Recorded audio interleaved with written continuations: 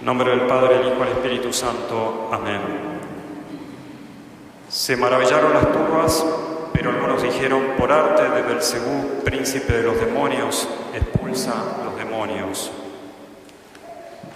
Muchos se maravillaron viendo el exorcismo que realiza nuestro Señor y esta curación milagrosa del mudo, y algunos de esos muchos que se maravillaron no quisieron creer en el poder de nuestro Señor y al contrario realizan esta difamación de nuestro Señor.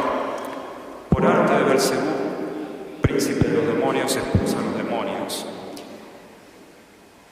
Y esta conducta de estos fariseos, de estos que se van a convertir en enemigos de nuestro Señor, esta conducta pasó, ¿no es cierto?, a la historia como algo que se conoce como el escándalo farisaico. Es el escándalo propiamente de los fariseos. Es el escándalo del bien, no el escándalo del mal, escandalizarse de los males del prójimo, ¿no?, del mal moral, del pecado, de los vicios, de los defectos del prójimo, que eso es algo bueno.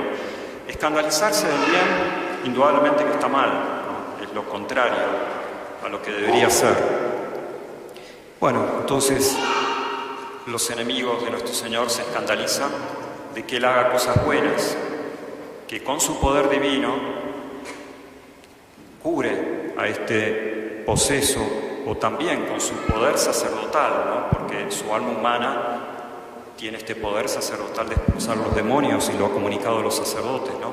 Entonces no solamente tienen envidia los fariseos del poder divino de nuestro Señor, de algo bueno, sino también del poder sacerdotal de nuestro Señor de realizar exorcismos, y también de la bondad de un hombre que al final termina beneficiado por el milagro, ¿no? Entonces el escándalo farisaico, el escándalo del bien, no del mal, del pecado, del vicio, de los defectos del prójimo. Hay que tener cuidado porque a veces nosotros nos escandalizamos de cosas que son buenas o malinterpretamos las cosas buenas y eso caemos precisamente en esta actitud farisaica, ¿no? Hay que tener cuidado. De hecho, los fariseos deberían hacer lo mismo. Ellos tendrían que beneficiar a la humanidad y no lo hacen. Cargan las almas de aquellos que son enseñados por ellos, ¿no? ¿Cuántas veces le dice eso a nuestro Señor? Incluso Juan Bautista. Cargan gravosas pesos en las almas del prójimo, en vez de expulsar los demonios. Ellos también tenían este poder de exorcizar. De hecho, lo deja muy claro nuestro Señor en el argumento con el cual refuta esta falacia de sus enemigos. Por arte de Belcebú, príncipe de los demonios, expulsa a los demonios. Nuestro Señor les dice: ¿y por arte de quién expulsan vuestros hijos a los demonios? Es decir, que los fariseos también tenían este poder de exorcizar. Sin embargo, no lo hacían. Tuvo que venir nuestro Señor precisamente para liberar a las almas y a los cuerpos de estas posesiones del diablo, del demonio.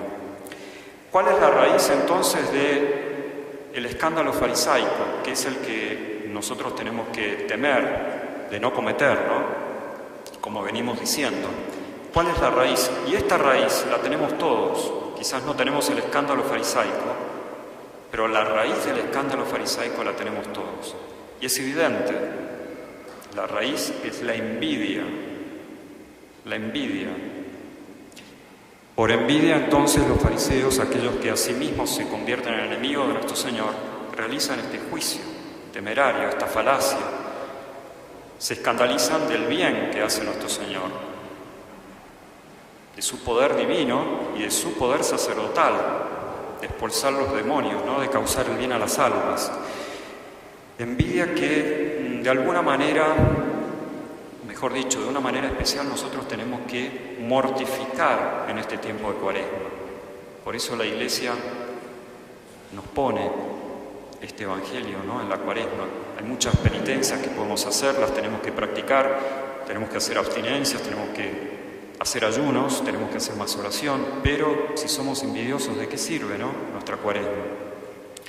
Entonces, la raíz del escándalo farisaico, el escándalo fariseo, es la envidia. Como ustedes ya saben, la envidia es uno de los 7 pecados capitales y hay que reconocer, o mejor dicho, no olvidar, si lo hemos aprendido bien en el catecismo, que de suyo este vicio capital es grave. La pereza, por ejemplo, o la gula, de suyo, por su naturaleza, es un vicio no grave. Puede llegar a ser grave, pero en el caso, ¿no es cierto?, de la envidia, de suyo, por su naturaleza, es grave. De manera tal que si nosotros somos conscientes y voluntariamente queremos ser envidiosos y realizar un acto, sea espiritual o exterior, ¿no?, de envidia, caemos en un pecado mortal. No olvidemos esto, cuidado. Y por eso en Cuaresma, con más razón, tenemos que mortificar esta envidia, ¿no? Todos sabemos entonces qué es la envidia, todos la hemos experimentado, conocemos los efectos, los actos de envidia, desde chiquitos los tenemos, y si no hay una buena educación en la familia, indudablemente que los hijos propensos desde la infancia a esto, no se van a corregir, ¿no? Y después va a tener consecuencias muy graves conforme pasan los años. Y todos conocemos las consecuencias de la envidia, que pueden ser tremendas. Pero entonces quiero simplemente para este sermón ir más allá de la descripción de este vicio, sino dar algunas pautas acerca de lo que es propiamente la naturaleza de la envidia. Y para eso volvemos al catecismo y, si me permiten, también a Santo Tomás. La envidia es la tristeza del bien del otro, la tristeza del bien del otro, de nuestro prójimo, de nuestro hermano, de nuestra hermana, e incluso de nuestro enemigo, que quiere a nuestro Señor, que también lo amemos. Si queremos ser perfectos, también tenemos que amar a nuestro enemigo, ¿no? Entonces, la tristeza del bien del otro. Todos sentimos esto realmente. Cuando vemos que el otro prospera, que le va bien, que tiene bienes, y ya vamos a hablar un poquito más en detalle sobre la naturaleza de estos bienes, entonces nace esa tristeza. Y de esa tristeza puede venir, ¿no es cierto?, conscientemente y advertidamente, un pecado de envidia y generar un vicio de la envidia, que, como decimos, es grave, es grave. Fíjense que la lujuria también es un vicio capital que por su naturaleza es grave, es gravísimo, ¿no? Por supuesto que uno puede aminorar esa maldad natural que tiene la lujuria, la envidia, la soberbia, ¿no? Puede cometer un pecado venial cuando no hay suficiente consentimiento, suficiente advertencia.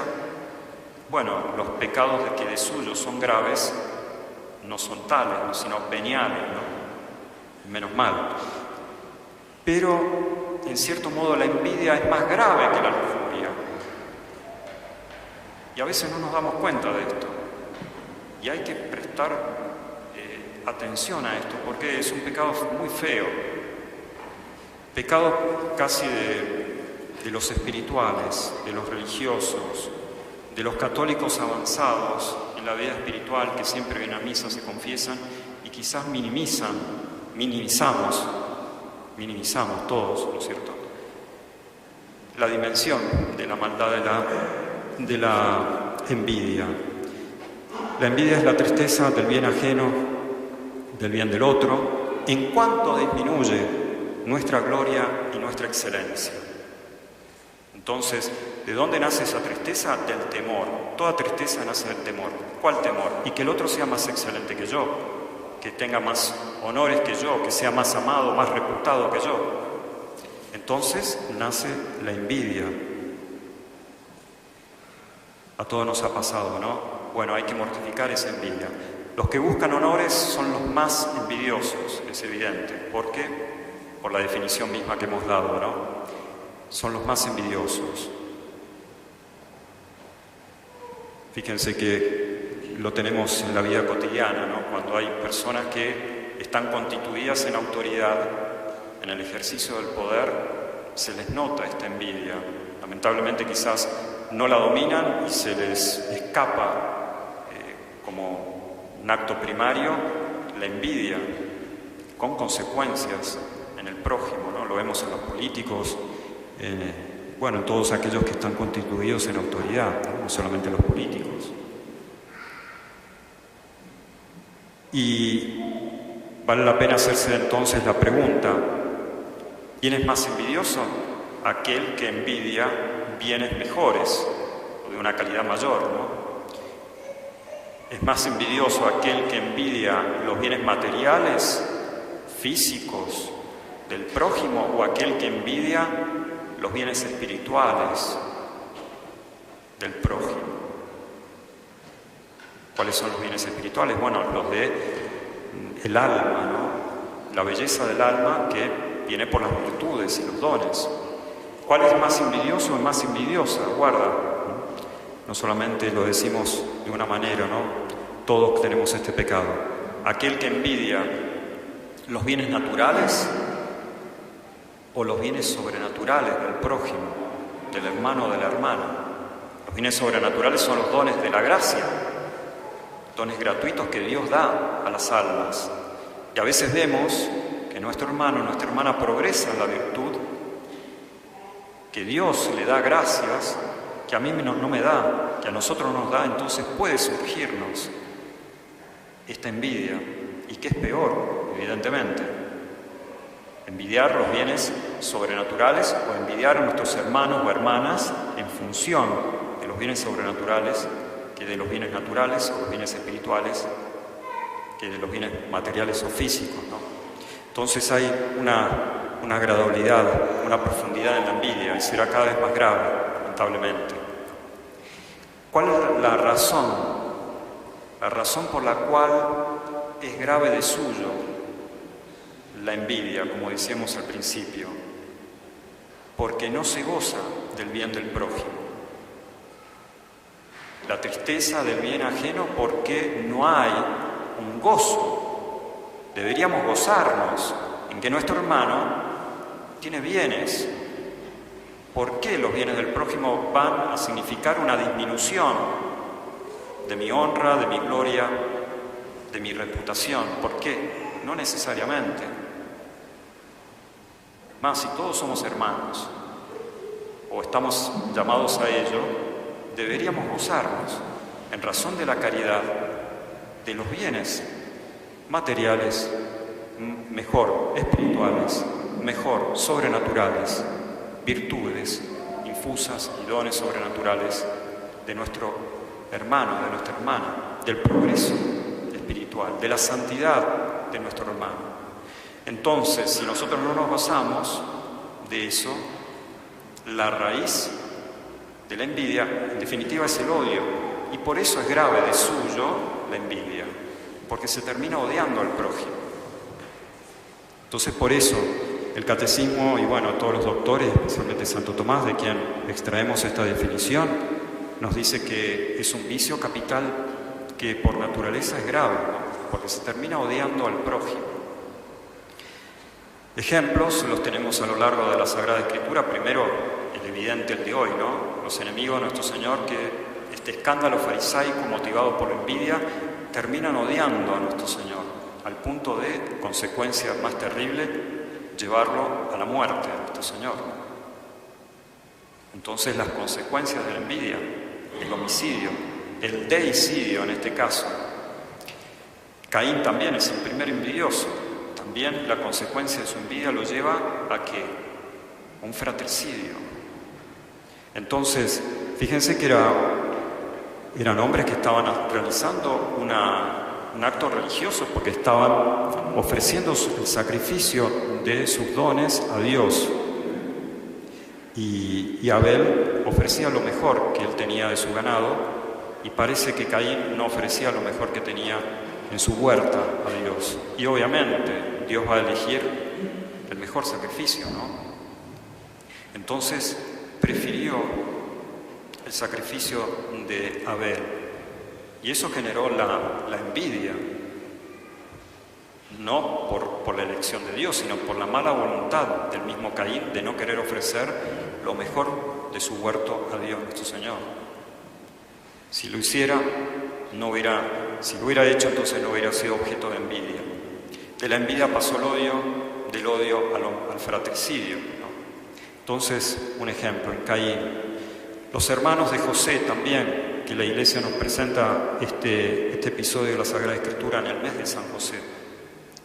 José, de la tribu de Jacob, ¿no es cierto?, que tenía hermanos, los dos hermanos, y que él tiene un sueño en el cual Dios les muestra que su gavilla, su atado de heno, lo que sea, sobresalía del resto de los hermanos, que las gavillas o los atados de sus hermanos se inclinaban delante de la suya, incluso la de su padre, Jacob.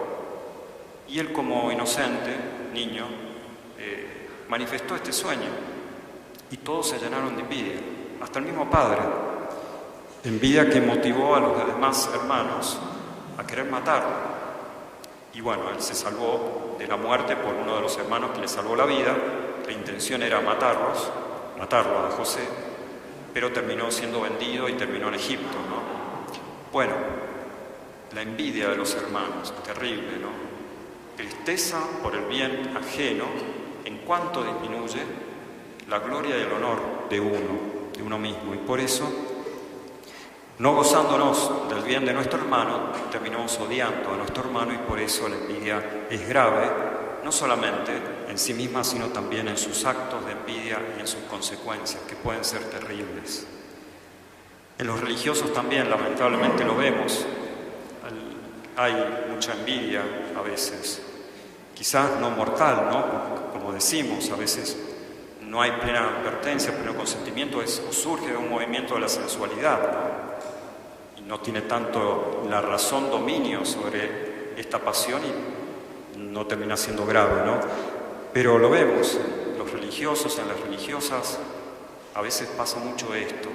Podrán tener otras virtudes, quizá la castidad, la pureza, pero volvemos a lo mismo. En algún punto, en algún sentido, es mayor la maldad de la envidia que la de la misma lujuria, ¿no? Siendo las dos, por naturaleza y objetivamente, graves. Los bienes que se odian en el prójimo, que se temen, son mayores, son los bienes espirituales, los bienes sobrenaturales. Es una pena, ¿no?